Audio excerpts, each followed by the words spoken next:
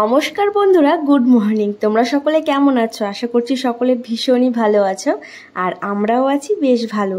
ঘুম থেকে উঠে রান্নাবান্না শুরু করে দিয়েছি। একদিকে ব্রেকফাস্ট বানাচ্ছি, একদিকে রান্নাবান্না শুরু করেছি।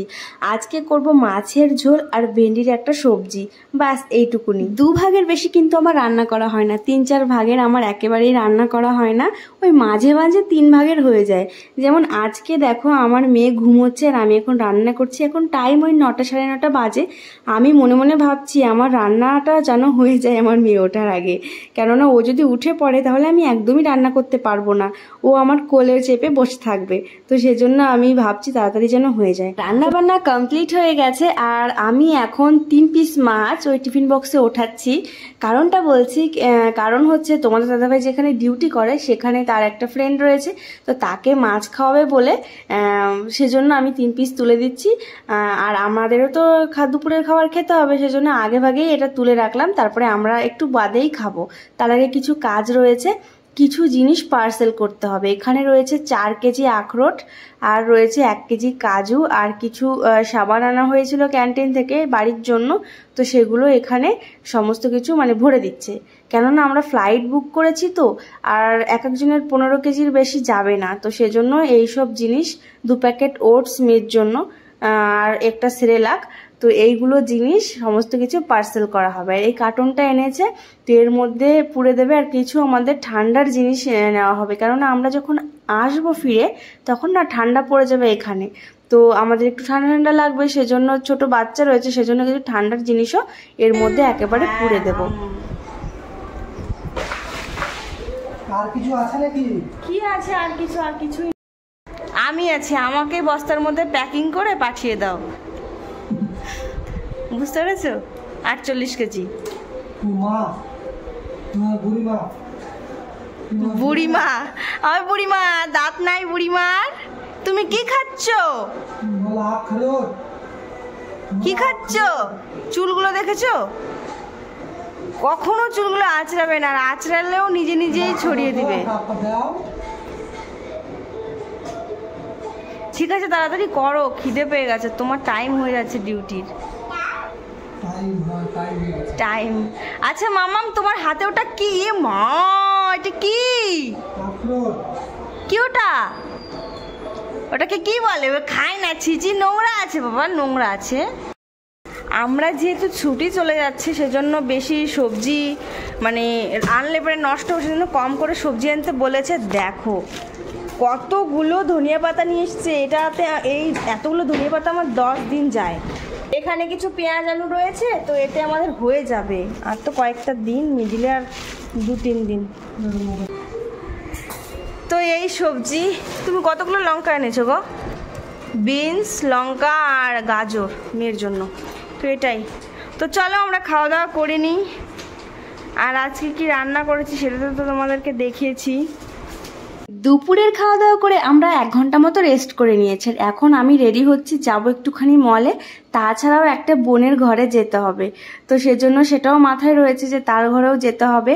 আর একটুখানি মলে যাব, দিয়ে কিছু কেনার আছে মেয়ের জন্য, বিশেষ করে যাওয়াটা। দুর্গাপূজা উপলক্ষে আমার শপিং কিন্তু কমপ্লিট হয়ে গেছে, আমার মেয়ের জন্য কিছুই কেনা হয়নি। তো ভাবছি এখান থেকে যদি কিছু পছন্দ হয় নিয়ে নেব, তাছাড়াও বাড়িতে গিয়ে কিছু নিতে হবে। আর আমাদের তো বাড়ি যাওয়ার ডেট চলেই এলো, তো কবে যাচ্ছে সেটা আমি আর বলছি না, যখন যাব তখন তোমরা দেখতেই পাবে। আর সেজন্য আজকে যাচ্ছি একটুখানি মলে, কারণ হাতে একদমই সময় নেই। আর আমি এটা শুধু বলে দিচ্ছি, আমরা মহালয়ার আগেই বাড়িটা যাচ্ছি।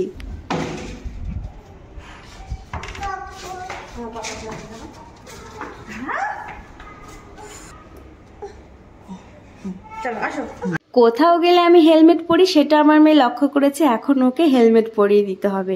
আর আমি ভাবছি কি সুন্দর করে ঝুঁটি বেঁধে দিয়েছি, ওটা তো খারাপই হয়ে যাবে।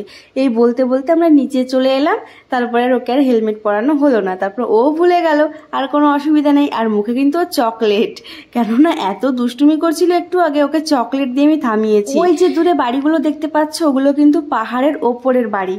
এত সুন্দর লাগছিল দেখতে, কি বলবো, ফোনে অতটা বোঝা যাচ্ছে না, কিন্তু সামনাসামনি ভীষণ ভালো ভালো। তো ফাইনালি আমরা চলে এসেছি বিশালে। আর এখানে এই মলটাই একটুখানি কাছে, তবুও না আমাদের কোয়ার্টার থেকে এটার ডিস্টেন্স ওই 7 থেকে 8 কিলোমিটার, অনেকক্ষণ টাইম লাগে আসতে, প্রায় আধ ঘন্টা লেগে গেছে আমাদের। এটা ছাড়াও পাশে আরেকটা মল রয়েছে, ওটা হচ্ছে ভি-মার্ট। তো এখানে যাই প্রথমে আমরা, তারপরে এখান থেকে পছন্দ না হলে বা যদি কিছু কেনার থাকে ওখানেও ঢুকি আমরা।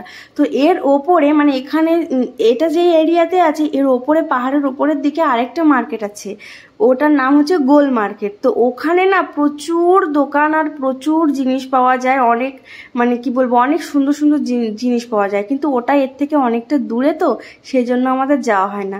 তো এখানে এসে আমার মনটা পুরো খারাপ হয়ে গেছে, কেননা বাচ্চাদের একটা ড্রেসও নেই, সব শীতের পোশাকে পুরো ভরা।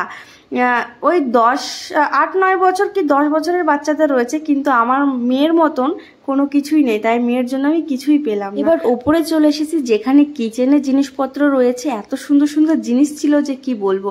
এই কফি মগগুলো এত সুন্দর লাগছিল, কিন্তু নিয়ে লাভ নেই, এত নিয়ে কি করব বলো, সেই বাড়ি যাওয়ার সময় প্যাকিং করতে এত কষ্ট হয়, কি আর বলবো। তো আমাদের বাজার করা কমপ্লিট হয়ে গেছে, এখন ঘরে যাব, ঘরে গিয়ে একটুখানি রেস্ট করব, তারপরে যাব হচ্ছে আমার সেই বোনের ঘরে। এদিকে শপিং করতে করতে আমার মেয়ের খিদে পেয়ে গেছে, তাই ওই বিস্কুট টাইপের কিছু কিনে দেওয়া হলো, এতেই ও শান্ত হয়ে গেল। তাহলে চলো বাড়ি যাওয়া যাক। এখন হচ্ছে সন্ধ্যাবেলায় আমি এসেছি হচ্ছে বুনুর ঘরে, আর দেখো কি সুন্দর করে সাজিয়েছে কোয়ার্টারটা, পুরো ফুল টুল দিয়ে এত সুন্দর সাজিয়েছে, আমার তো খুব ভালো লাগছে। আর আমরা যেহেতু বাড়ি চলে যাব আর বোনরাও না চলে যাবে পোস্টিং, তো সেই জন্য ঘুরতে এলাম, দেখা করে গেলাম। আর কবে দেখা হবে না হবে জানি না, কবে দেখা হবে, তো তার জন্য এসেছি। আমাদেরকে এত খাবার খাইয়েছে, কিছু না না সত্যি। আর কখন দেখা হবে? আর তো হ্যাঁ সবাই কোনোদিনই দেখা হবে না। না হবে, কেন হবে না, অবশ্যই হবে, কেননা পৃথিবী গোল। হ্যাঁ হ্যাঁ, আবার কোনোদিন না কোনোদিন এক জায়গাতে পোস্টিং করবো, তারপরে আমি দেখাবো। সত্যি কথা বলতে ভীষণ মন খারাপ হচ্ছিল, আর আমাকে অনেক দিন ধরে বলছিল আসার কথা, বাট সময়ের অভাবে আসা হচ্ছিল না। আমারও আসার ইচ্ছে, এদিকে তোমাদের দাদা ভাইয়েরও টাইম হয় না। তো ফাইনালি এলাম আজকে, আর আমরা তো আবার বাড়ি যাব, তো সেজন্য এলাম। আর বোনরাও না চলে যাবে। তো দেখো কি সুন্দর করে সাজিয়েছে কোয়ার্টারটা।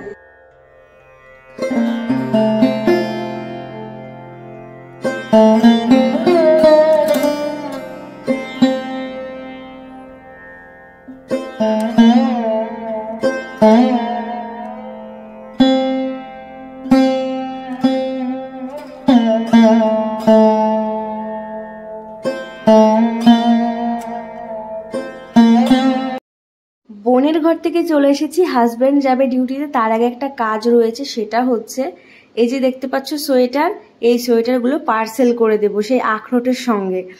কেননা আসার সময় ঠান্ডা হবে, আর আমাদের ফ্লাইটে তো বললামই সকালের দিকে যে 15 কেজির বেশি নেওয়া যাবে না, হাত ব্যাগে 7 কেজি আর এমনি ট্রলিতে 15 কেজি। তো সেজন্য এগুলো পার্সেল করবো। আর এই জামাগুলো নিতে হবে মেয়ের, আমি আলাদা করে বেছে রেখেছি, বাট আমার মেয়ে ভাঁজ করতেই দিচ্ছি না, একবার খাট থেকে ওই বক্সের মধ্যে ভরছে আর ওখান থেকে একবার খাটে রাখছে, এরকম করছে। ওর হঠাৎ করে ঠাকুরের কথা মনে পড়েছে, সেই জন্য ও প্রণাম করছে। আমরা যদি কোথাও যাই, রাস্তাঘাটে যদি কখনো কোনো মন্দির পড়ে, তবে না ও প্রণাম করে, ওকে বলতে হয় না। তো এই জিনিসটা ও শিখেছে, ভালো, আমার ভীষণ ভালো লাগে। আর ও যা করছে আমার মনে হয় না যে ওর জামাগুলো আমি ভাঁজ করে ট্রলিতে ভরতে পারবো। যাই হোক, আজকে যদি না পারি কালকে সেগুলো করে দেব। আর এই যে যা যা দেওয়ার ছিল সমস্ত কিছু দিয়ে দিলাম, আর এখন এটাকে ভালো করে মানে সিল করে তারপরে এটাকে একটা বস্তার মধ্যে ভরে সেটাকে ভালো করে সেলাই করে মুখটা, তারপরে এটাকে পার্সেল করবে। এতে করে আমাদের অনেকটাই সুবিধা হলো, এখানে হয়তো 10 কেজি হয়ে যাবে, কেননা ফ্লাইটে বললামই আমি 15 কেজি আর হাত ব্যাগে 7 কেজি, ব্যাস তার উপরে হবে না। তার জন্য আমাদের এইরকম একটা ব্যবস্থা করা। তাহলে চলো আজকের ভিডিওটি এখানেই শেষ করছি। যারা নতুন দেখছো অবশ্যই সাবস্ক্রাইব করে দিও, আর ভিডিওটি যদি একটুখানিও ভালো লেগে থাকে তাহলে একটা লাইক এবং কমেন্ট করে দিও। তাহলে চলো আজকের মতন টাটা, বাই।